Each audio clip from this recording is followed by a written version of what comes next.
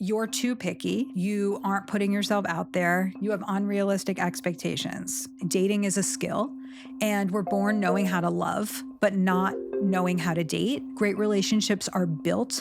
They're not discovered. And if you really understand that you can build the relationship of your dreams, it takes the pressure off of finding the perfect person. Wow. How do you handle in a relationship all the baggage that somebody comes with? I think where people get into trouble is where they think, if I keep on dating, eventually I'll find someone with no problems. You should switch that to the mindset of what are problems that I can deal with. There's baggage that you can deal with and baggage that you can't, and you get to choose. I love that. Can you explain why our obsession with the instant chemistry and the soulmate might be holding someone back from finding their partner? The spark has become my nemesis because people have really unrealistic expectations around it. And so there are three myths of the spark. The first one is that if you don't have a spark in the beginning, it can't grow. And that's absolutely not true. The second myth is that if you feel a spark, it's a good thing. And that's definitely not always the case. And then the third one is that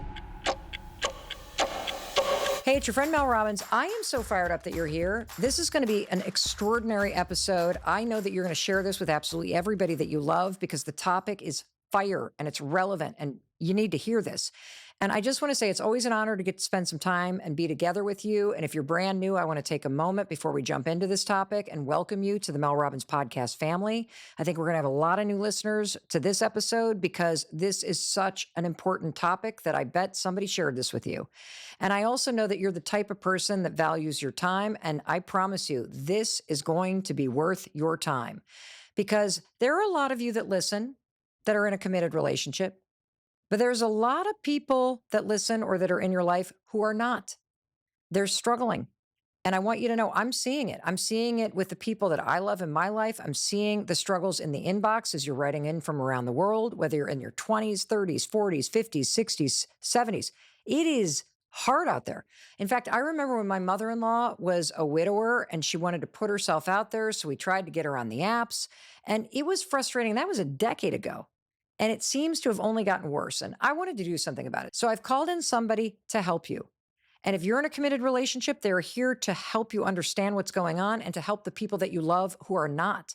She's here to help you find love that you deserve in what is a very confusing and overwhelming dating scene. And that's why I am absolutely thrilled to welcome Logan Ury to our Boston studio. So let me tell you a little bit about her. Logan Ury is a Harvard-trained behavioral scientist, a dating coach, a researcher on dating and love, and she is the author of the best-selling book, How to Not Die Alone. She has spent the last 5 years as the director of relationship science at Hinge, studying dating trends and helping people just like you and the people that you love build better relationships and make a fabulous match with somebody who is awesome. And I'm going to say something right up front. This is not an episode that's sponsored by Hinge. I asked Ury to be on for a particular reason, because I really love her advice because she brings the data, the science, and the research that you've never heard before. This episode is for everyone in your life who's single or who is struggling in their relationships. It is going to completely change how you look at dating, no matter how old you are. We are going to be taking questions from listeners of all age groups, whether you're in your 20s, 30s, 40s, 50s. The information is absolutely relevant for anyone of any age, anywhere in the world. Logan is with you and me today to break everything down step by step, because it turns out everything that you're probably doing online, you've gotten wrong.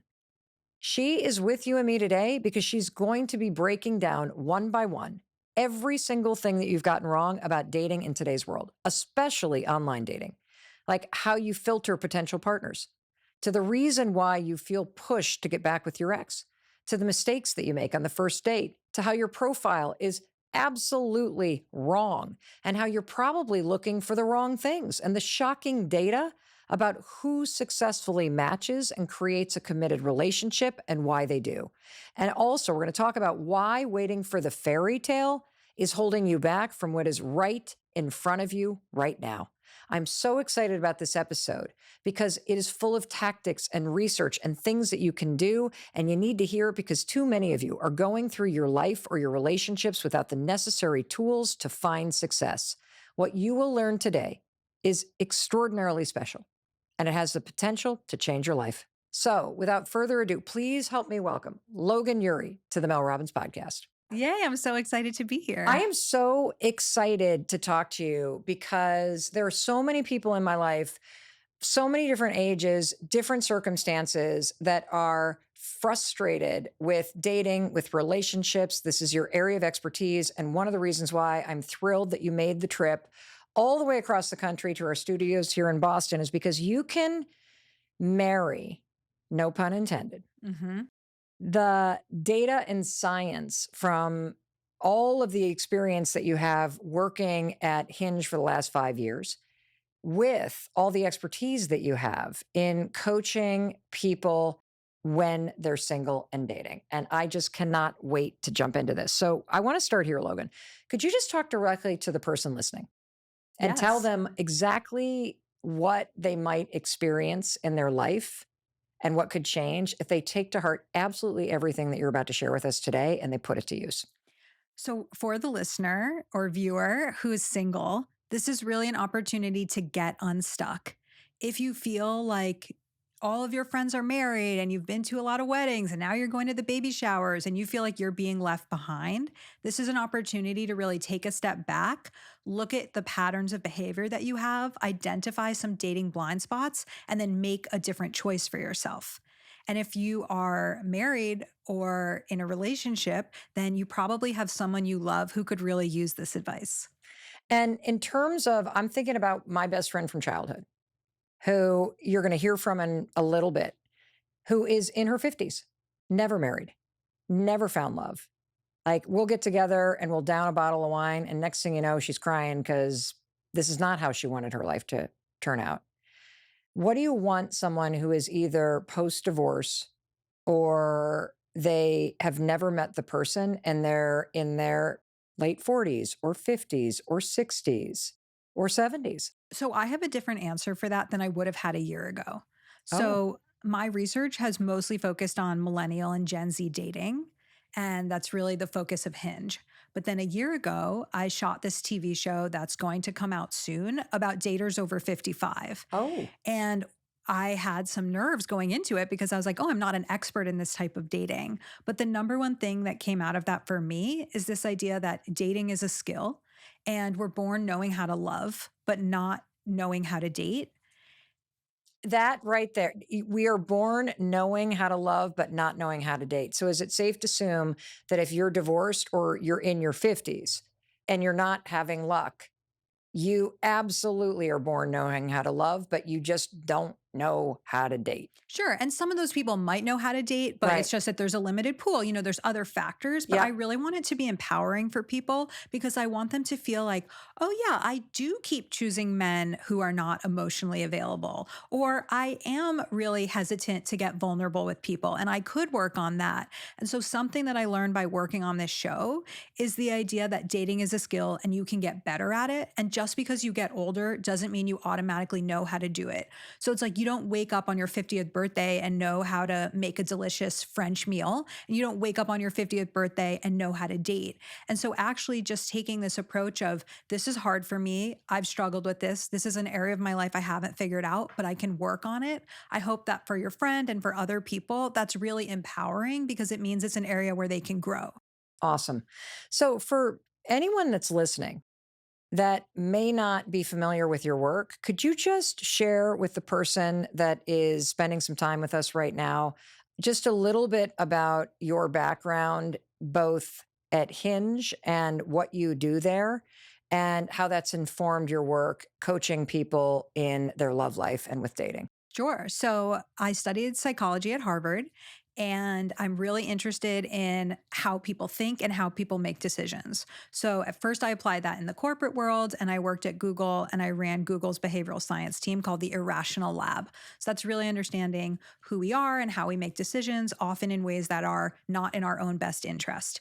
But then I'd always had this lifelong interest in dating and relationships. And so at a certain point, I said, this is my dream. I'm not getting any younger. And so I quit my corporate job, which was at the time at Airbnb. And I said, I'm just going to give myself a year to see if I can make this into a career. And so I started by being a coach and working with people one on one. I turned that into research for my book.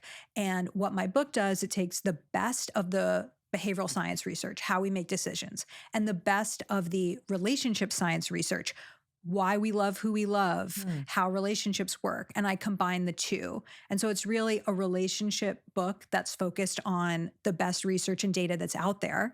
And then from there, I got my job at Hinge, where I'm the director of relationship science. And I get to do this all day. I get to think about dating, research dating, look at trends in dating, and then talk directly to Hinge users and daters around the world about how to date better. I was really excited to talk to you because you have a extremely unique blend of skill sets. When you think about being at Google and Airbnb and a psychology degree from Harvard and all of this experience coaching people both privately in terms of dating and being single and finding the kind of love that they deserve.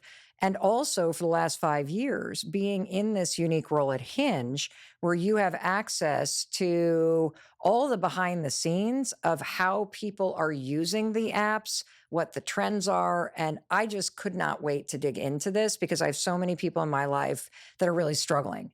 And one of the things that I wanted to ask you is do you think that dating apps are helping people find love and make connection, or are they really contributing to a sense of dissatisfaction?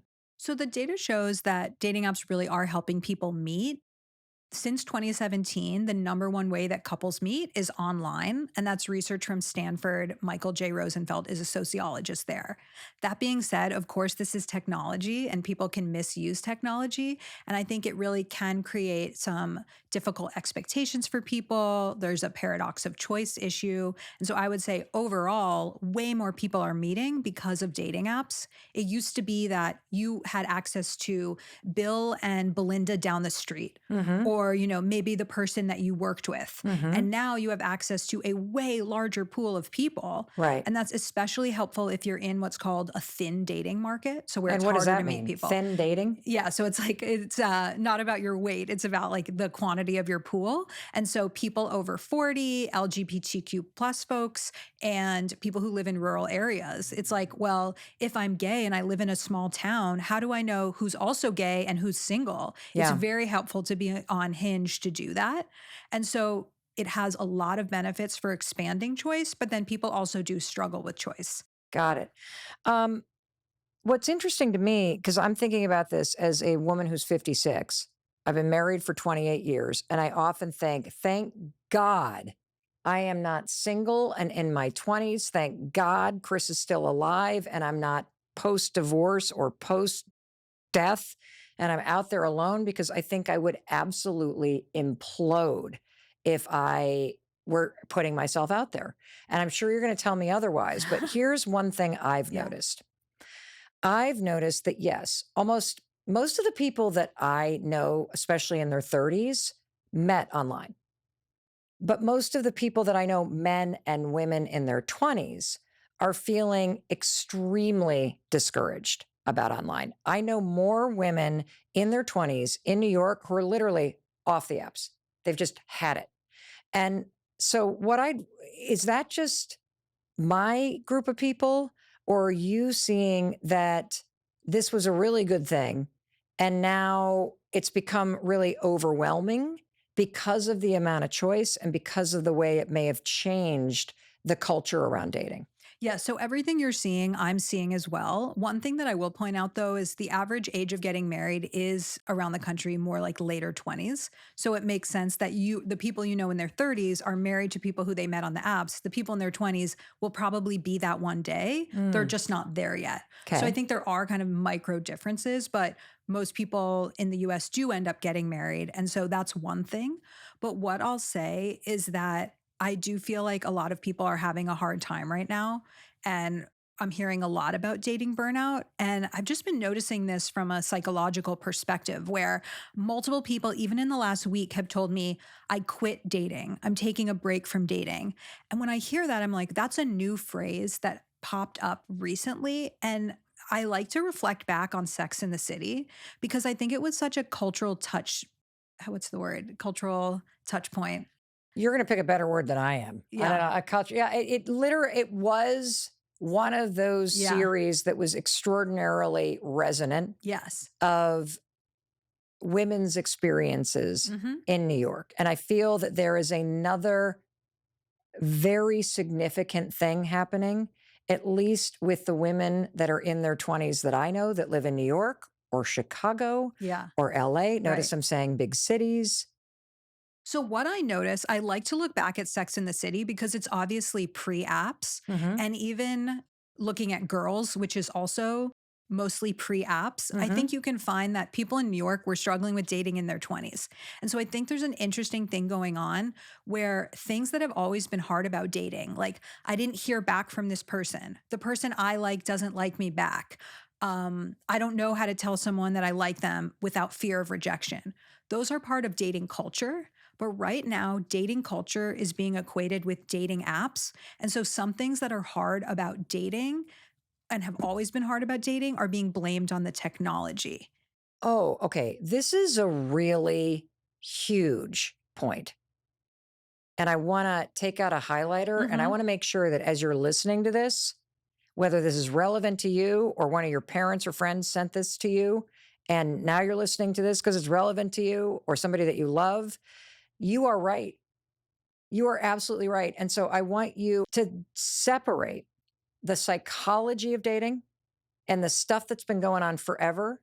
People were ghosting people before we had a word for Yeah, it. it's called He Didn't Call Me Back. He doesn't like me. She doesn't like you. So there is, say the three things again, because this is part of the psychology of really liking someone and them not liking you back. It's also the psychology of meeting another human being and having expectations about how it's supposed to go and then it not meeting them. So you said three things. There was that they don't like you back.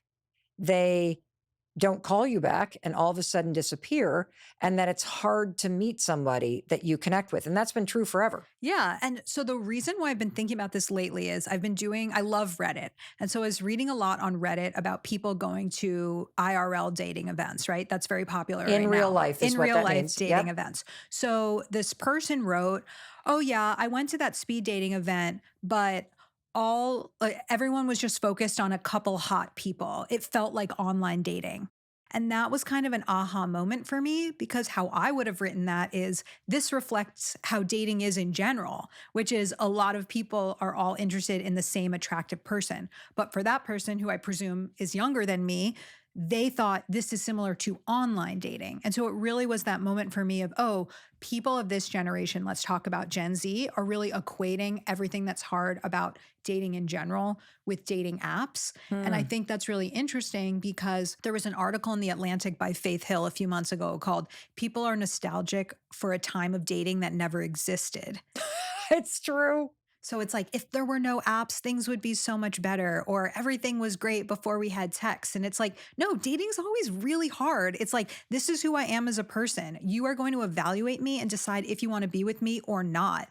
It doesn't matter what technology you're using.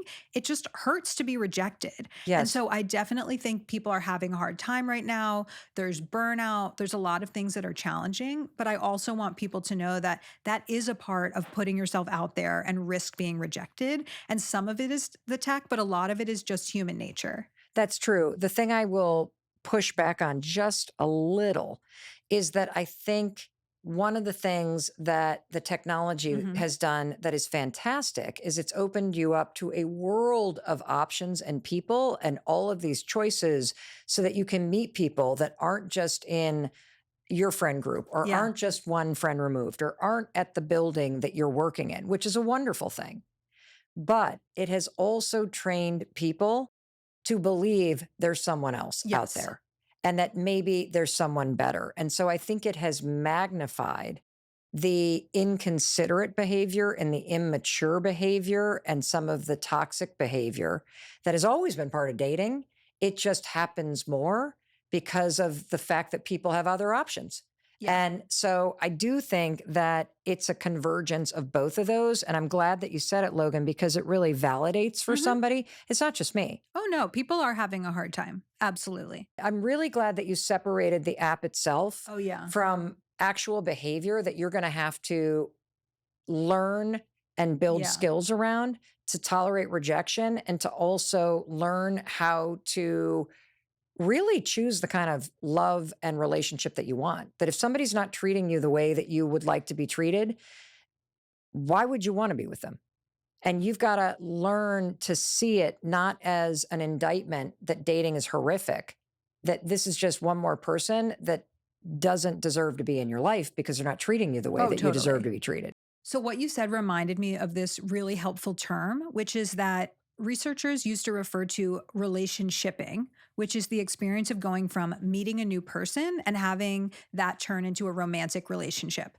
And now they refer to relation shopping, which is shopping for a potential partner the way that you would shop for any other product. And so if you were shopping for Bluetooth headphones, you might say, how much do they weigh? How long is the battery life? How much do Mm. they cost? And then you'd look for something online that meets those specs. And people sometimes try to do that with online dating, but people are not digital goods. People are not things that are just a combination of all of their different traits, right? That's why matchmaking is so hard. That's why finding your person is so hard because we're so much more than our height, our weight, our religion, and things like that. And it's really when I am in front of you on a date, what side of me do you bring out? What's the dynamic between the two of us? And so, really, a lot of the work I try to do with my clients is moving people away from relation shopping and have them actually tune into how do I feel when I'm around the person? What side of me do they bring out? And moving from the checklist mindset to really an experiential mindset of how does it feel to be with that person? I love that you're sharing this. And one of my missions in this episode is to really get the person listening to understand there's a difference between using the app to facilitate meeting people and what actually happens when you start meeting people. Mm-hmm. And it brings to mind something that I wanted to talk to you about. It was something that I saw Professor Scott Galloway say, who is a professor of marketing at NYU Stern School of Business. He's a podcaster, best-selling author. I'm a big fan of his. And I saw him speaking at this event. He was on stage. And what he basically said is that dating has been consolidated in the worst way. He says, when you have 50 men on Tinder and 50 women, 46 of the women show all their attention to just 4 men, which basically means we have this concentration of interest, and you end up with situations where only 10% of the men are getting 90% of the attention. And as a mom of 2 daughters in their 20s, I often hear the complaining Mm-hmm. by the women using the apps. But I'm also the mother of a 19-year-old son, and it never even occurred to me, wait a minute, like all the short guys are getting like just completely just wiped off the side. Everybody's going for the same people's profiles online. And I would imagine that since dating apps, and just everybody stop and think about this, dating apps are providing a platform for you to meet somebody. But the people that show up on the dating apps, they have preferences and unconscious bias and probably ridiculous expectations and closed minds.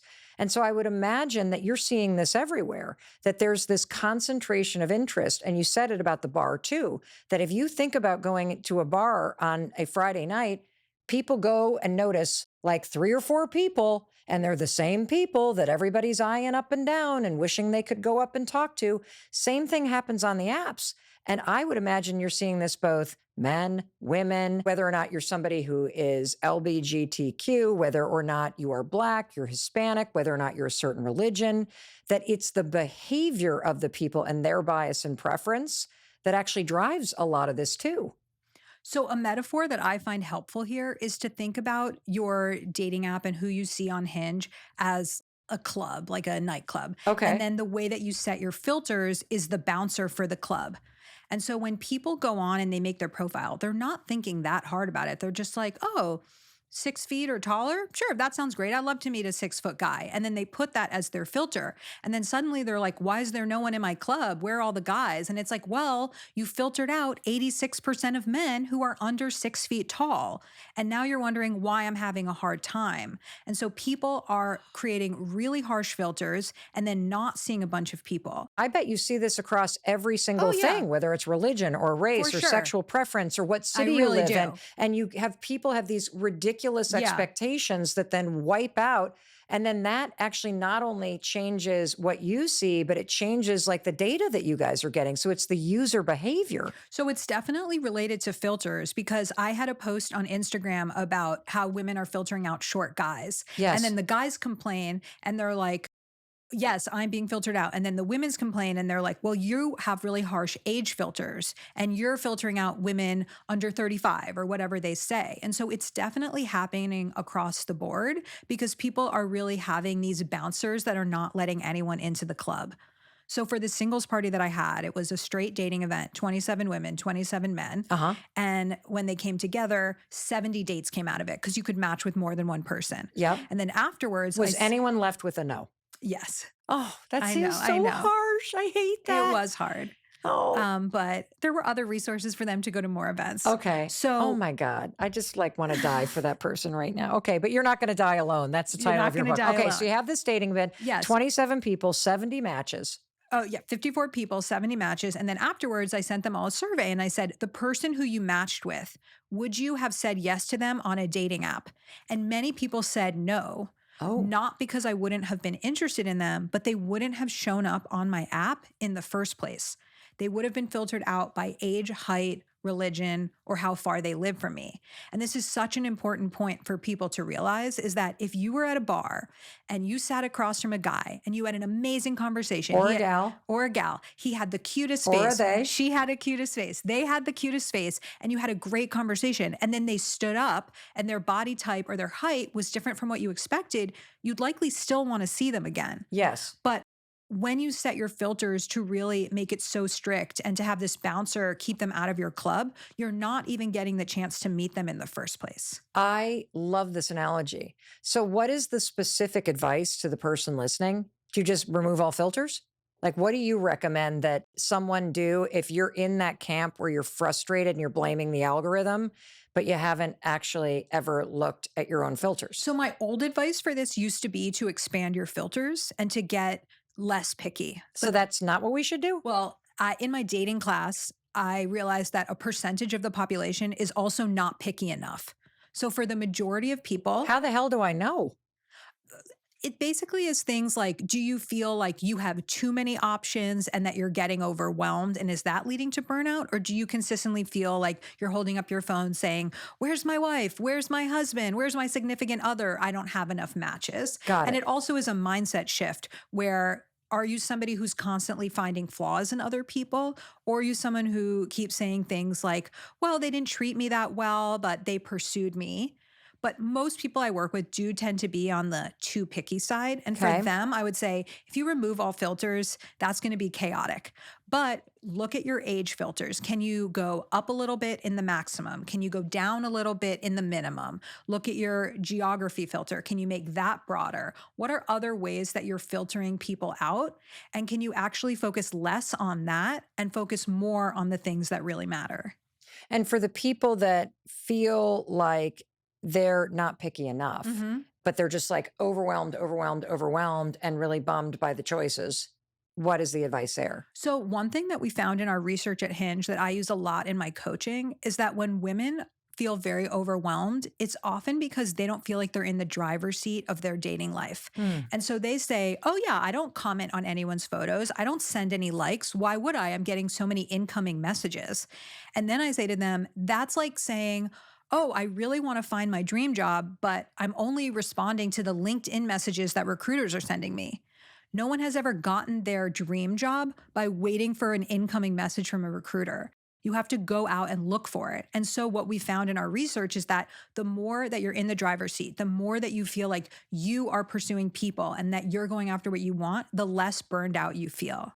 Oh, that's incredible. I need to make sure that you just heard that. The more that you put yourself in the driver's seat, by commenting, by pursuing people that you're interested in or potentially interested in, by talking to people in real life, the less burnt out you're going to be. And I would imagine the more likely you're going to actually meet somebody that you can have a meaningful relationship with. This brings me to a question that I got from a listener named Hannah. She is 28 years old. And the question is, in my experience, it seems like whenever you go out in public, everyone, men and women, only hang out with their friend group. No one is branching out. No one is walking up to people to say hello. No one is interested in meeting new people. Is this true, or is this just me? So this is something that I started noticing around 10 years ago, where people feel like they want to date on their phone. And one of the main reasons is I know who's single, I know who might be interested. And if the person rejects me, it's way easier to just not hear back from someone than to have someone to your face say, I'm not interested. Well, I actually would take this a step deeper. The reason why it's easier to do this on your phone is because you don't have to deal with any of the psychological friction Yeah. of walking up to a stranger in a bar and striking up a conversation. And so there's an active avoidance. See, I don't think that people want to necessarily be on the phone. I think we've trained ourselves to default to the easier thing. When I read Hannah's thing, and I'm going to like echo yeah. exactly what you've been saying, is that, no one is interested in meeting new people in real life. Is this true? Or is it just me? I would say, yes, it's true. And it's you. And this ends the second you push yourself to turn and talk to people in real life. Yeah. That again, the fact that the apps are out there, they facilitate connection. But if you're not actually talking to and striking up conversation with and talking to people in real life that you're drawn to, then you're, in my opinion, not actually dating. You're being lazy. You're sitting around hoping the app is going to facilitate this when you've got to be an active participant in creating the thing that you want. And the truth is, there's people all around you, not just on your phone, but it is scary to walk up to somebody. It's awkward to strike up the conversation. And if you're not in the mode of just casually talking to people that you find kind of interesting, you're never going to do it because you've got the easier option. One of the questions that I was curious about is what, Logan, are some of the most common patterns that people of all ages fall into when it comes to dating and, being online, and how can they start breaking them? Yeah. So, one thing I do want to say to Hannah is that's absolutely what I'm seeing in general. And I feel this is something that we've really seen in our Hinge research on Gen Z. And so, I did a bunch of research with Gen Z, and if you look online, there's a lot of things about how they love dark humor and they're very nihilistic. And so I thought, oh, they're the most pragmatic generation. They're not going to be that romantic. But that's not what we found. We found that Gen Z was actually 39% more likely than millennials to say that they believe in a soulmate and that there's one person out there for you. So we have this generation that's very idealistic and looking for their own rom-com. Yet at the same time, they're crippled by their fear of rejection. And this was made even worse by the pandemic. And there's lots of research to support this, that they weren't having in-person conversations. They weren't dealing with conflict face to face. And so they want love, but many of them say that they're not willing to put themselves out there because of fear of rejection. Well, how the hell are you going to meet somebody if you won't put yourself out? Exactly. And it doesn't matter if you first met on an app or if you first met through friends. Once you're on the date, you're on the date. Who cares how you met? And you need to have hard conversations. Who are you? What are you looking for? And so I really feel like something that I'm nervous about for people in the future is if you won't take risks, if you're not willing to put yourself out there and get rejected, how are you ever going to get what you want? Do you see this with both men and women? Oh, yeah. This research was really across all genders. And we found that a lot of people are holding themselves back. 56% of people are not pursuing a particular romantic interest because of fear of rejection. Wow. Even though they want it. Yes, because do you know Sherry Turkle? No. She's a Harvard professor and she's been studying online behavior for a long time. And so I spoke to her about 10 years ago and she just talked about the fact that people now don't know how to have these hard conversations. They don't know how to apologize in person. They don't have to face the consequences. And I think that it's having a lot of impacts, both in terms of things like ghosting, where you can really leave someone hanging and you don't have to deal with their hurt feelings, but then also in not taking a risk. I think this not taking a risk is a much bigger thing. Me too. And for women in particular, if you look back at just sort of the messaging of Prince Charming coming Oh, yeah. and being rescued Yeah. and finding your soulmate, there is this illusion that someone else is going to pick you. And what you're saying over and over and over again, especially to women, but this goes to you guys too, that there is an essential part of being willing to put yourself out there. And look, I know it takes a lot to get yourself on the apps and put yourself out there, but there is a part in real life that you need to be doing at the same time when you bump into somebody that's really interesting, regardless of your age, regardless of your gender. You know, one of the things I wanted to just quickly ask you about is that I've also noticed this trend of kids that go to college and stay with their high school sweetheart. And that almost like one of the things that my daughter said, it wasn't only in college, but now that they're out of college, she said so many of her friends are so discouraged by the dating that they've gone back to an ex that they know. I'm wondering if you're just seeing anything in your research like that too. I haven't specifically heard that, but that is something where I would really recommend that the person take a look at their own behavior and really do a relationship audit and sit there and say, who are the people I've dated in the past? What were they like? What did I like about that relationship? What did I not like? What side of me did they bring out? What do I want to take forward into the future? And what do I want to do differently? And then really use that to make more informed choices in the future. And of course, sometimes exes get back together, but I feel like reading between the lines of your questions, it's not necessarily that this was such a good match for them. It was more that it's safer and it's something that they already know. And so for those people, I would say, are you doing the safe thing? And how can you actually use your 20s as a time of experimentation? And that's one of the things I say over and over to people is date like a scientist. A scientist has a hypothesis and then they test it and they're willing to be proven right or wrong. And I feel like a lot of times people just come to me and they say, Logan, I know exactly what I want. I want a 5'6" skinny redhead. Help me find her. And I was like, you think you know what you want, but you're wrong. Let's actually experiment. And why don't you date someone totally different and see how that feels? I do that for women who are obsessed with dating tall guys. I'm like, go on some date with some short guys and see how it feels. And so for your daughter's friends and for anyone listening, what are the assumptions you're making about who you want to be with? And how can you actually test that by dating other types of people? And so often with my clients, they'll come to me and they'll say, you know, I went on this date and he's not really my type. And in my head, I hear ding, ding, ding, because I'm like, yeah, your type hasn't been serving you. Let's see who this person is. And maybe that's who you're going to end up with. And for me, do you think that my type was a 5'8" redheaded vegan engineer? Is that your husband you're Yes, describing? that's- Okay. I'm like, I'm feeling like there is a theme here. I'm just saying, it's like the person, I dated a lot of people. The person who made me happiest in my life is someone who has an opposite personality from me, has different interests than me, but we just share a sense of humor. He's so smart. I love his advice. I really admire him. And so I think when people get so stuck on this checklist and these superficial qualities, they're actually missing out on a lot of essential pieces. Well, what I love about this conversation is that it's super easy to blame the app. And I'm not saying dating culture isn't toxic and become even more so and commoditized. But what I do agree with is that you got to take a look at yourself. 100%. And there are ways in which you're being unrealistic, you're filtering out people, you're not open, and you're also not behaving consistent with what you want off the app. And so I love that you keep coming back to that. You know, you write about, and I've heard you mention before, that this idea that the instant spark is a myth. Can you explain why our obsession with the instant chemistry and the soulmate might be holding someone back from finding their partner? Yes. So can I curse? Yes, you can. Okay, great. So I have a chapter in my book called Fuck the Spark.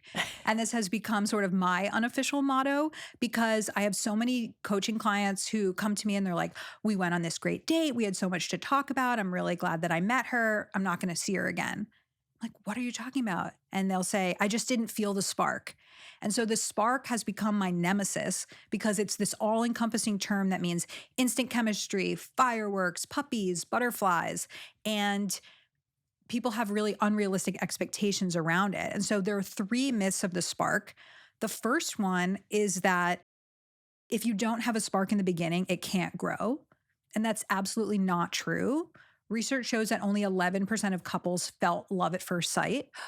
Wow, And really? Yeah. And many people say, oh, we worked together and the interest grew over time, or I wasn't going to say yes to the second date, but then I did. And I found that I really liked them more over time. And so the spark definitely can grow. The second myth is that if you feel a spark, it's a good thing. And that's definitely not always the case. Some people are just really sparky. And I always think about my friend Archie, where the first few times I met him, I was like, whoa, we really have a connection. And then I talked to my friend who I'd never said that to, and she's like, I feel like Archie and I really have a connection. And I was like, oh, Archie's just really sparky. It has nothing to do with us. And so some people just are that way. They give that feeling to many people. It's not about your connection, it's about who they are. And then the third one is that if you have a spark, the relationship is viable. And that's also not true. There are couples that I interviewed for my book who are unhappily together or now divorced, and they met the right way. They had this romantic we met story, but then the relationship was actually not a good fit, but they were so attached to their origin story that they felt like it could keep them alive. And so the spark is enough to get the relationship going, but it's definitely not enough to keep it going. So, what do you want us to know about the spark? So fuck the spark and go after the slow burn. The slow burn. So the advice is pay attention to the slow burn. Yes, a lot of the best people out there are people who other people overlooked because they don't spark on a first date. They're not particularly extroverted. Maybe they're not the most charming. It takes them time to warm up, but these are such solid, reliable, incredible partners. And I'm not saying go after the boring person. I'm saying that some people are really, really sparky when you meet them and you feel very drawn to them. But a lot of the best relationships are with people who are consistent and who will be a great partner long term. Well, this gets back to your point that I think we're going to come back to over and over again, which is if it's not working, look in the mirror. Mm-hmm. And when you said spark, it also reminded me of research that we wrote about in my book, The Let Them Theory, about how if you are in this pattern where you keep meeting people and it's like, oh my God, amazing, and it's not working out, based on the research, you're more likely to stay in that same pattern because the spark is coming from a dysfunctional connection between you and the type of person you keep choosing, whether it's the drama or the this or the that, or people you're trying to fix, or this excitement and spark around chasing people that are not available. And so I love that you're reminding us yet again, we are chasing something instead of sitting down and figuring out what do we actually want? And how can I choose that with my behavior? How can I choose that with my filters? How can I choose that by looking at a slow burn and giving somebody a chance to grow on me? Yeah, you just really summarized my whole philosophy, which is really that a lot of times people come to me and they say, I live in the worst city for dating. There's nobody good out there. And then instead of focusing on the other people who they can't control, I really encourage them to look at their own behavior, point out their dating blind spots, and then choose a different path. And so I know you know this from writing a lot of books, but you put out a book and you don't necessarily know like what will pop off. Right. But from my book, this concept of the 3 dating tendencies has become really popular because it's really about identifying what you're doing to hold yourself back. And so it's all about unrealistic expectations. What are the 3 dating tendencies? So the first one is the romanticizer, and you'll probably think of different people in your life that are each of these. So the romanticizer is that person who's looking for the soulmate, one person for life. I want the romantic rom-com, we met story. We both reach for the tomato at the same time. And they feel like if I find my soulmate, everything about the relationship will be easy. The second type is, so the first type has unrealistic expectations of relationships. The second type is the maximizer, and they have unrealistic expectations of their partner. This is the person who's always looking for something better. I want her looks, her ambition, her family background, and I just need to find this Frankenstein version that has all of that, and then I'll be ready. And they always wonder, is there somebody better out there? And it's hard for them to ever choose because they feel like I should just keep looking. And then the third type is the hesitator, and they have unrealistic expectations of themselves. And they're the person who says, I'm not lovable right now. Why would anyone date me right now? I'm going to wait until I lose 10 pounds, until I have a more impressive job. Then I'll start dating. And so they're not putting themselves out there at all. And what is the advice to each one of these? So if you are the person that's a romanticizer, unrealistic expectations, you're looking for the instant soulmate love story, and now you're getting discouraged, what's the advice? So romanticizers are hard for me because they feel like I'm popping their bubble, that I'm bursting their bubble. But what I like to tell them is what's romantic is finding somebody and building a relationship. Who cares how you met? If you're in a 50-year marriage, the day you met is 0.0055% of your total relationship. So really get out of the obsession with, I want to meet the romantic way. No, what's romantic is that you met. And there's this framework called the soulmate mindset versus the work it out mindset. It's from psychologist Renee Franny. And what she says is that soulmate mindset people, what they think is if you find the perfect person, everything else is easy.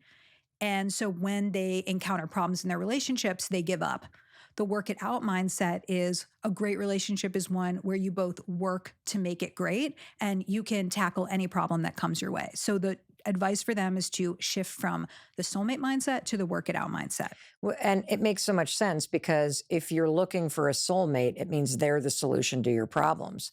I love that advice for the maximizer who's trying to take a piece of this person and a piece of that person and build the perfect Frankenstein man or woman and partner for themselves. And what is the advice there? So probably most of my clients are maximizers because I work with a lot of tech CEOs and finance people and people who are like, yeah, I write job descriptions all the time. And then a recruiter finds that person for me and then they want to do that for dating. So I think a lot of us with online research feel like I can research my way to the right answer and you're never going to get that with dating. And I actually think that's a really hard shift for people to understand that you'll never feel like, oh yeah, I'm 100% sure that this is the person. You sort of have to trust yourself and then take a leap. So do you not believe in a soulmate? Not at all. I actually don't either. I think there's so many people that you can make it work with and you'll have different stories with different people, but I love my life with my husband, but I could have had a different life with someone else. I think that's a hard thing for anyone, for a lot of people to give up, is this belief that there is someone out there that is solely uniquely meant for you. And here's what I'm going to say about that. I believe that you can make an incredible life and relationship work with thousands and thousands of people. I do believe on a deeply spiritual and energetic level that when you believe that, you open yourself up to possibility, which allows you to meet the person that's meant for you. I kind of believe in both, but I don't take the approach in life of I got to figure out the needle in the haystack and that's how I'm going to find it. I'm like, I'm open to this. Of course, you want to choose someone who you can have a great relationship with, but great relationships are built. They're not discovered. I love that. Good. Did you hear that, everybody? Great relationships are built. They're not discovered. And if you really understand that you can build the relationship of your dreams, it takes the pressure off of finding the perfect person. I am definitely a maximizer in my life, and it is challenging for me, but instead of the maximizer framework, there's something called a satisficer. So this is somebody who says, I have expectations and they can be really high, but once I find something that satisfies those expectations, I'm going to go with it and not overthink it. So during the pandemic, I needed to buy my first car and my husband and I said, okay, we want something used, something that's a hybrid. and we want to spend under this amount. We went to 2 places. There was one red used Toyota Camry hybrid, and we bought it. And I love our car. And it didn't spend months looking for the perfect car. I said, this meets our expectations. Let's do it. And so satisficing, we know from the research that they're happier because they don't spend their whole lives saying, what about this? What about that? They say, I wanted to find someone who I was attracted to, who was funny and who was smart. I found her. I'm going to invest in her. That person's so much happier than the guy who spends another decade looking for this perfect person. I have a feeling there's someone in my life that I think is probably a maximizer, and it's really cute because they're in a relationship and their partner recently said to them, I can learn to cook. You can learn to play this sport. Like, these are skills we can build together. Like, it doesn't mean that, things aren't going to change over time. Like, don't penalize me for the fact that I'm not actually perfect right now. I can grow with you and you can grow with me. I love that. There's this quote that I love from Charles Darwin, which is, it's not the strongest species that survives, nor the most intelligent. It's the one that's most responsive to change. And that's great advice for relationships because it's not the couple that was the most in love when they met or had the most in common. It's the couple that acknowledges, we're going to have a long relationship together and I'm going to change and you're going to change. And we need to adapt to that. What about the hesitator? The hesitator, who I do have a soft spot for, it's really about getting out there. And it reminds me of your quote, start before you're ready, because nobody's ever 100% ready. And so I have clients who read tons of books about dating. They're excited to talk to me, but they're not going on any dates. And I'll say to them, we can't have another appointment until you have gone on at least 3 dates, because they're not putting themselves out there. And then they say, but I'm so bad at it. I'm like, nobody wakes up one day and knows how to play the guitar. You practice and you get better at it. So the only way to get better at dating is by dating. And so start before you're ready, set a deadline for yourself, get some cute outfits, pick some fun first date ideas, have a friend hold you accountable, and just start dating. Meaning, how do you start? What are the top 3 things to do if you're like, okay, I've done that, I'm on the app? Does it mean you got to reach out? You got to set a date? Is that what that is? The number one thing is having a great profile. So I can tell you some good profile tips. Yes, let's hear the profile tips. So in our research at Hinge, we found that your first photo should be a clear headshot, no filters, no sunglasses, just what do you look like? And then in your photos, you Professional headshot, a selfie No, I guess with friends, I'm with not like... I'm using the term headshot a little loosely, but just a photo of your face where it's clear to see what you look like. Alone? Nobody else in it, definitely. Do you see that in the data that you don't want somebody else in it? Oh, yeah. It's so confusing. People are just like, which one are you? And then they don't investigate. They just say, that's annoying. And they say no. Okay. Did you hear that, everybody? Just you. It literally is answering the question, what do you look like? So just show us your face. In your photos, you should have a photo of you doing something that you love. So if you like hiking, if you love playing Scrabble, just paint a picture for us of your life. Then you should have a full body shot. That's something that came up in the research. People want to see what you look like. And then... And is there a reason? And the reason is that there is an assumption, if I can't see your body, that you're hiding something? Not necessarily. It's just something where we looked at the research of the profiles of people who were really successful. What did they include? And what does successful mean? Meaning that they're finding matches and deleting the app because they're in a relationship. Oh, well, that's a great success thing for Hinge. It's not. So I love that you're measuring success. Yeah. Not by how many people are getting likes and how many, because part of when you said full body, I immediately went, but what about people's bias? And what about the fact that there are human beings with ridiculous expectations and judgments? And also there is this known behavior that people engage in of crowding towards certain people. I would imagine if some people are like, but I don't want to put my body up, like you're actually saying that showing your body in a photo is really important. Yeah, I'm just trying to give people the practical tools of what successful daters do differently. Great. And this is based on the people that actually meet somebody and then delete the app, which is the goal. You know, it's interesting because that really is what success looks like for people. So these are just tools to get to the point where you can go on your last first date. Oh, I love that. That's really cool. How do you distinguish between what's actually like a real deal breaker for you Mhm. and just you're a picky person or you have a little pet peeve, like somebody's a little messy, or maybe they like to spend the weekends fishing and you don't like fishing, or maybe you love to watch soccer and they don't like to watch soccer? Like, how do you distinguish for yourself and give yourself a reality So check? I'm laughing at this because pet peeves have become a pet peeve for me, where I get so frustrated with people. Where I met this woman a while ago and she was like, Logan, I'm single. Do you know anyone? I'm open to anyone you want to set me up with, unless he's a mouth breather. And I was like, What? "What?" And she's like, "Oh, people who breathe out of their mouths, it's so annoying." And so people have this list of pet peeves that are small things that annoy them more than maybe they annoy someone else, but they confuse them for deal breakers, Hmm. real fundamental incompatibilities that mean that you shouldn't be in a relationship with someone.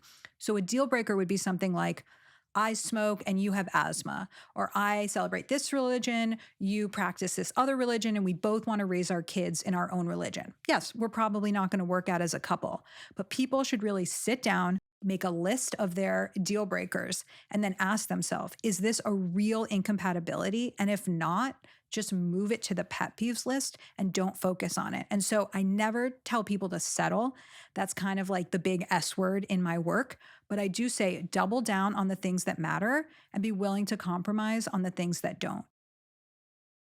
Before I ask the next question, I would love for one of our listeners named Molly to ask you a question. Let's do it.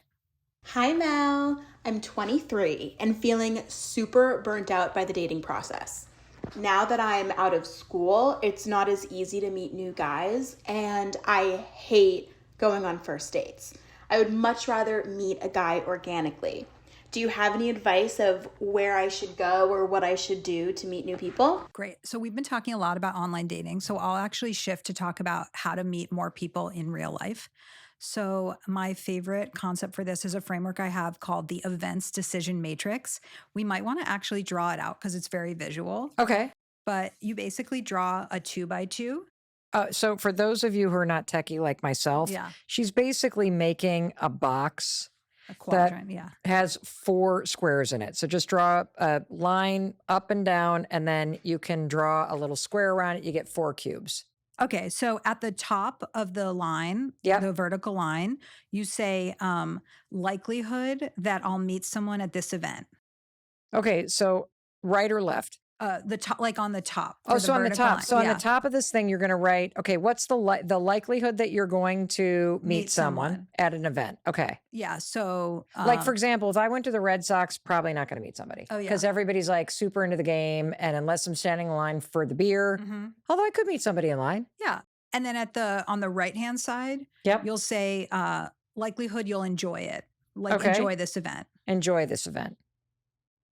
Yep. So I created this because I felt like I was working with a lot of busy people who were like, I really want to meet someone in real life, but I'm busy. And what event should I prioritize? Okay. So my recommendation for Molly and for anyone else is that look at a bunch of events. Look on Facebook, look on Meetup, follow different museums, whatever you're into. Look, and then every time there's an event, you plot it on here. And the things that you think about are what's the likelihood that people interact at this event? So maybe you love horror movies, but people don't really talk at a movie marathon No. versus a book club. It's all about talking and meeting. True. So the higher likelihood it is that people will meet at this event, the higher it goes on here. And then on the right, you say, what's the likelihood that I'll enjoy it? So maybe you actually don't like reading. So that's not a good fit for you, but you like bike repair workshops. So things that fall in the upper right hand quadrant are things where people are likely to interact and you're likely to enjoy it. And those are the events that you should go to. And the reason why I'm getting so mathematical about this is because I really want people to spend time at the things that are worth their while so that they don't get burned out. So if you really are going to like the event, then who cares if you met someone or not? You still did something that you liked.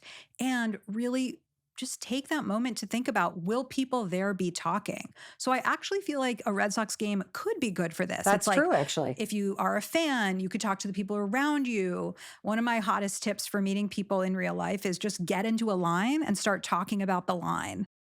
How long have you been in this line? What are you going to order? Do you have any recommendations here? Honestly, it's like people do want to connect, but they don't know how to do it, and we are out of practice. And so another piece of advice I have for people is ABF, always be flirting. Okay, what does that mean? It means that imagine that you're at a bar and you see the hottest person and you want to approach them, but Yeah. guess what? You haven't approached someone in 2 years. You're Yes. not going to be good at it because you're out of practice.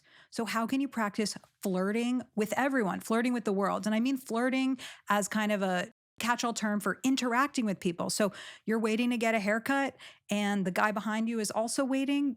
Talk about getting your haircut, whatever it is. Practice talking to people in elevators. Practice talking to people at the grocery store so that when you do meet that person you're romantically interested in, you actually have the social skills to approach them. This is so important because I do see a lot of people who complain about the apps and complain about the dating and then don't do anything. Walk around, look at their phone, work from home, don't put themselves out there. And putting yourself out there means saying hello to people. I wanted to go to one other aspect of Molly's question. She's bad at first dates. Do you have any advice for somebody who believes they are bad at first dates? Because if you believe you're bad at first dates, you're not going to go on them. And you're also going to continue to be bad on first dates. So what are the big tips on how to be better on first dates while you're still getting better at first dates? I have a lot of thoughts around this. So I would first want to ask Molly, what are you not enjoying about the first dates? Is it that there's a lot of small talk?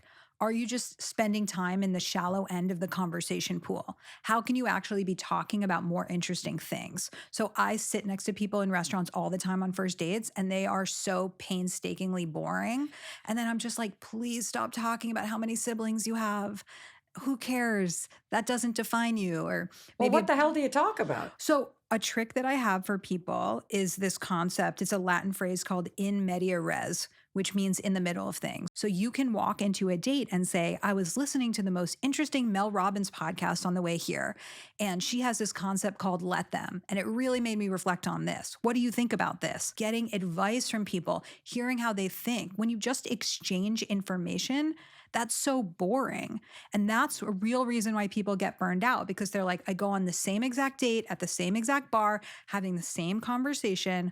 My friend Kristen calls this press play conversations. You have a tape in your head, you press play and you say, I went to college here. I studied this. Now I do this. It's like you're fucking bored. They're fucking bored. You're not having an experience. How can you actually have a real experience where you're in the moment processing new things and talking and not boring each other out of your minds? And what's cool about this advice is you're actually in control of this.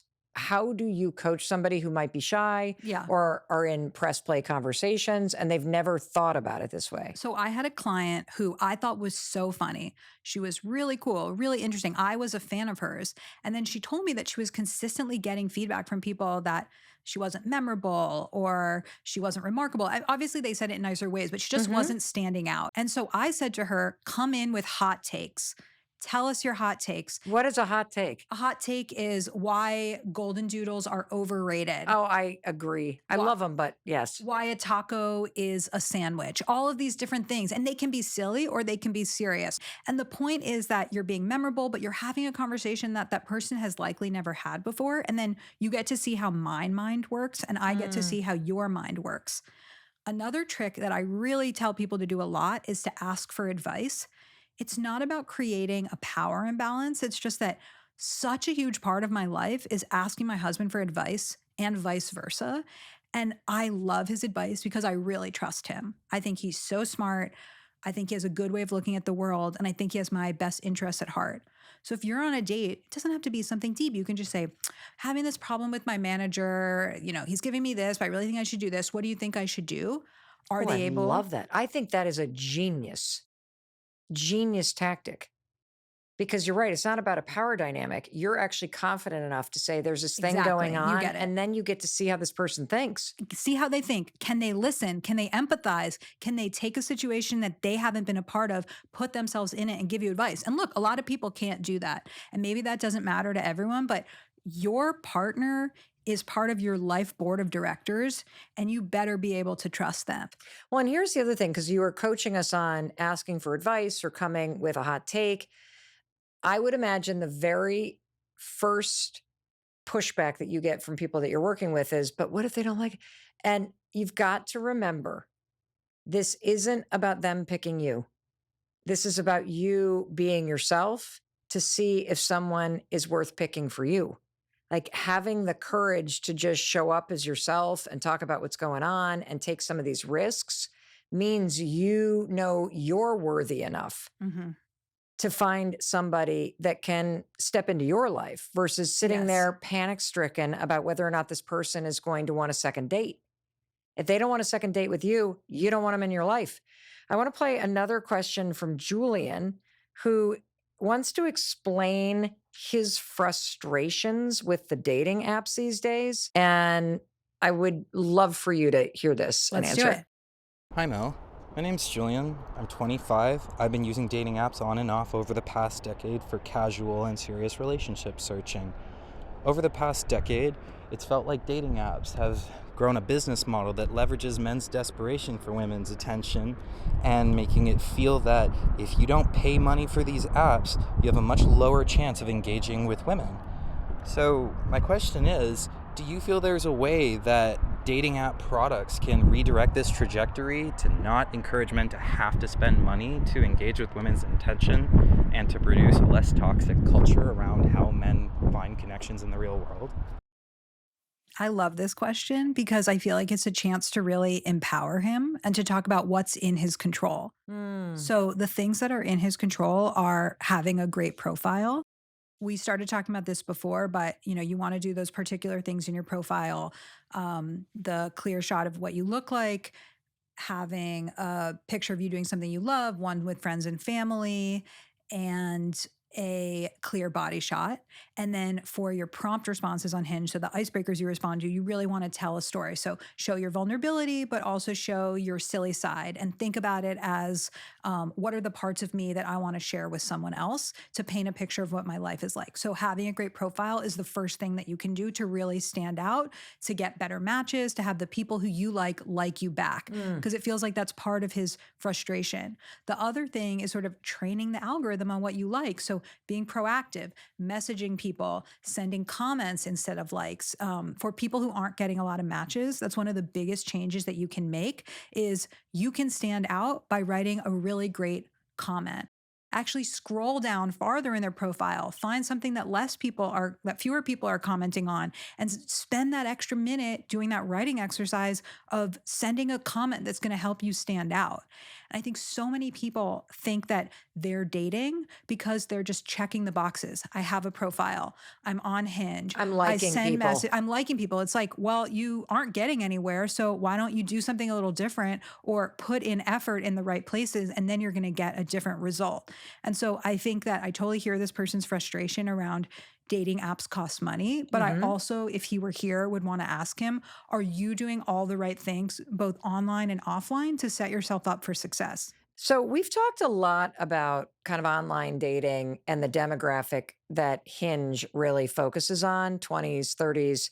I would love to age up a little bit. Let's do it. And talk about what you're seeing for people who are in their 40s, 50s, 60s, 70s. I remember when my mother-in-law, who's been a widower for a very long time, she actually got on the apps. Oh, really? Oh, yeah. Her granddaughters helped her build, my daughter helped her build a profile. And I remember her complaining even then, this would have been a decade ago. All the guys my age want somebody 2 decades younger. They all look terrible and didn't take good care of themselves. And I also have a friend in her 50s who's never met anybody and feels very burnt out by the process of dating and dating online in particular. I actually want to play the question that my friend Jody had for you. Let's do it. So let's hear this clip from my friend Jody. Hi, Mel. My name is Jody, and I'm 56 and single in Scottsdale. As I've gotten older, I find it more and more difficult to date and have lasting relationships. Many people in their 50s are challenged with balancing a demanding career, navigating children of all ages, managing relationships with their exes, and caring for aging parents. When I do date, most of the problems are not within the relationship itself, but managing all of the other complexities of the surrounding relationships. What suggestions do you have for navigating the challenges many of us face dating in midlife? Really great question. And she sounds really nice. I'm glad she's your She's best friend. amazing. I'm always like, why have you Mhm. not met somebody? You are so fabulous. I feel like that's an interesting part of the work that I do is that kind of anywhere I go, people will pull me aside and be like, my sister's so amazing. Can you help her? It's like we all know some really amazing single people, and we just have this question of why are they still single? Yes. Is that an appropriate question to have? You know Yes. what I mean? Like, is it judgy? Because I can think of honestly 7 people in my life Yeah. who I think are extraordinary. And then I look around, I'm like, all these other people are paired off. What the hell is going on? Because you're freaking fantastic. I know. I think about that a lot. And when I coach people, I'm only meeting them and I'm only hearing their side of the story. So their Mm. homework assignment before they meet with me is that they ask their friends and family, why do you think I'm single? And then they come to their coaching session and tell me what they say. And what do you often hear? You're too picky. You aren't putting yourself out there. You have unrealistic expectations. And then there's kind of the softy friends who are like, you're great. There's nothing wrong with you. I'm like, ah, well, you're paying me for a reason. So let's talk about what's going What on is the hardest thing to hear? for that person. Or the hardest feedback to give somebody? Because I don't know about the too picky. I don't know about Yeah. like those things. Like, is there, I think it's something like it really hurts me that I feel like you consistently are choosing people that are not good for you. And I don't know what to do to make you value yourself more or take yourself more seriously, but you need to run away from red flags that you are just not paying attention to. see, I think that's the thing that is probably present if you've got somebody that is in a situation where they really haven't met somebody, that Mhm. they are dating people that are not interested in a commitment. They are dating red flags. They are not willing to see those red flags. And maybe it is a pickiness thing, like moving towards somebody that you maybe might be shorter than you or Yeah. older than you or have like a body shape. And so, is that kind of the hard feedback that you find when you're working with somebody that's been single a long time? There's honestly a lot of different stories that people have. Like Mhm. on the show, there's multiple people where I really had to coach them on being more vulnerable. Mm. Our vulnerability is what makes us human and what makes people feel like they can connect with us. But so often it's what people think makes them undateable. And so about a year ago, I sent out this email that says, do you think you're undateable? And what do you think makes you undateable? And I got the most responses that I've ever gotten to any email where people are like, I'm undateable because I have an STI.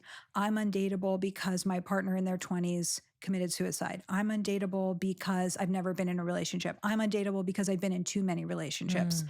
And then I worked with them on how to kind of own this thing. And so it's going on a date and having a narrative down where you say, this thing happened to me. It was really challenging. Here's what I did about it. You have a narrative that helps you own your story. You're Do you not, have to have that for your first date? no, I don't think you have to talk about this on a first date, but people aren't even going on the first date because they're so worried about the moment it comes up. Oh. And I want them to be going on the date and be ready if it comes up. So Mm. there's a person on the show who was disabled as a veteran, and there's a lot of stuff he can't do. And he isn't saying yes to any women who are athletic because, oh, well, when they want to go on a jog with me, I can't go on a jog with them. I'm like, you're an amazing guy. People would love to go on a date with you. They can go jog alone. They can jog with their friends. Like they're looking for a partner, but you are disqualifying yourself because you don't want to have that conversation with them. And then that was my homework assignment that he did on the dates. And I feel like this undateable thing is really big because it really goes down to self-love. I don't think I'm lovable. I think there's something wrong with me. If you found out this thing about me, you would reject me. So I'm not even going to meet you, so you can't reject me. Mm. And the flip of that is to say, we all have shit that happened to us. I'm not asking for your permission to be here. I'm not asking for your forgiveness. I don't want you to feel bad for me. I have baggage. You have baggage. Your baggage makes me feel safe. Wow.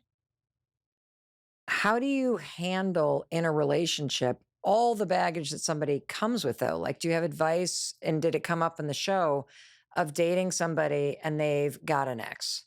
and they have children, and there is a lot of demands on their time, and there may be a lot of stress when they're dealing with an ex, which is a huge factor when you're dating when you're older.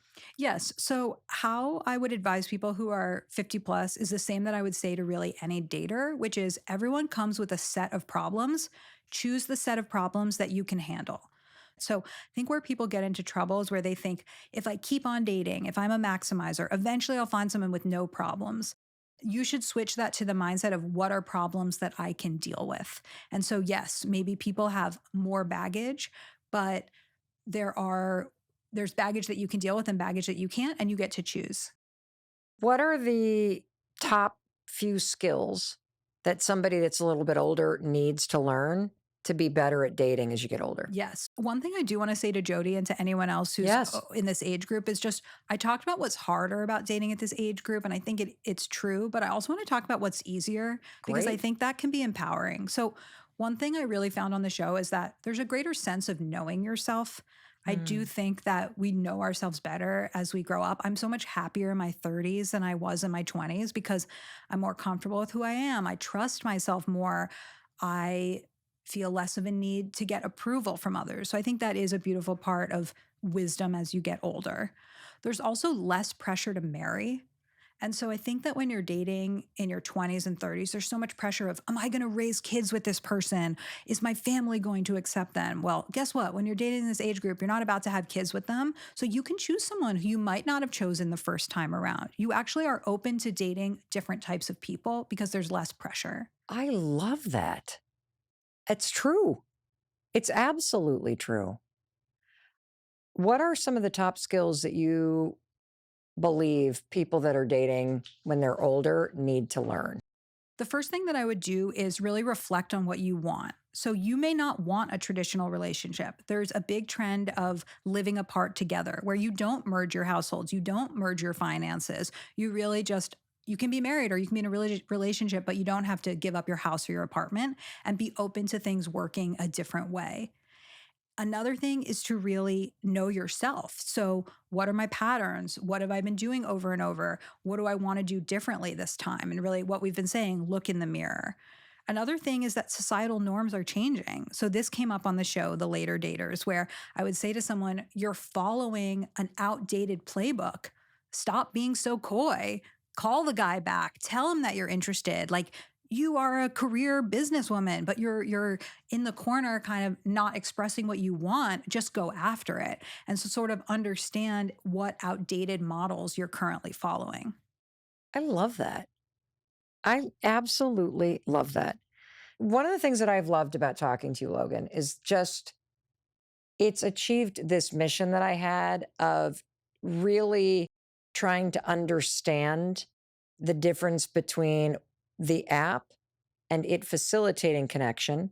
And you were fantastic at giving us very specific things to do Mhm. in order to widen the aperture and to also separate the app itself from just the toxic behavior of people and the difficulties that have always been in dating around rejection and people not following up and just how hard it can feel to put yourself out there. That's always been a thing. But you've also kind of left us with this message about like there's so much in your control.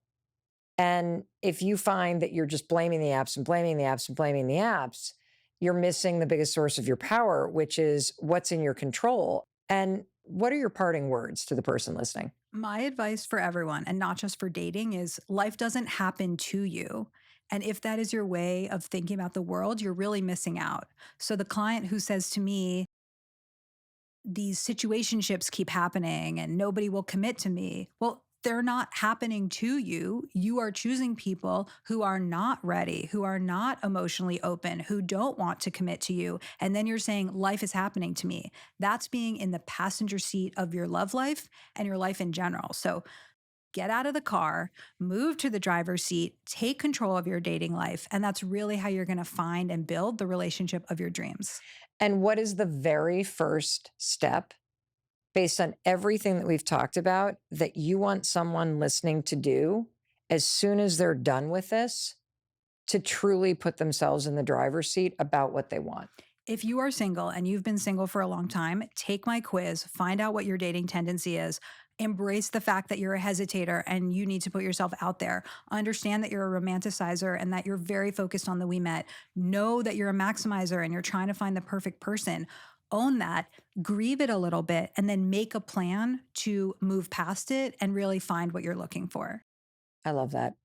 Logan Ury, thank you for being here. And I also want to thank you for spending time together with us. I know that you're going to be sending this episode and sharing this with all of your single friends and all of the young adults in your life. I'm so excited to hear how you put this to use. And in case no one else tells you, I wanted to be sure to tell you that I love you, I believe in you, and I believe in your ability to create a better life. And if part of that means finding an incredible partnership, I think you just got incredible tactical advice and a whole new perspective and way to look at the apps that will empower you and the people that you love to do that. Alrighty, I will be waiting for you in the very next episode. And I want to thank you for watching all the way to the end, for sharing this with everybody in your life who deserves this data-backed information. I mean, this was incredible. It really blew my mind. And I love the optimism here that there's a lot in your control, and a lot of it's about changing your mindset and your approach and not putting so much power in the hands of the apps. Alrighty, one more thing. I want you to hit subscribe. And the reason why is because I have a goal that 50% of the people that watch are subscribers of this channel. That means you. So hit subscribe. Thanks for sharing. Thanks for subscribing. I know you loved this, so I'm sure you're thinking, Mel, what video do I watch next? You're going to want to check out this one, and I'm going to be waiting for you when you hit play.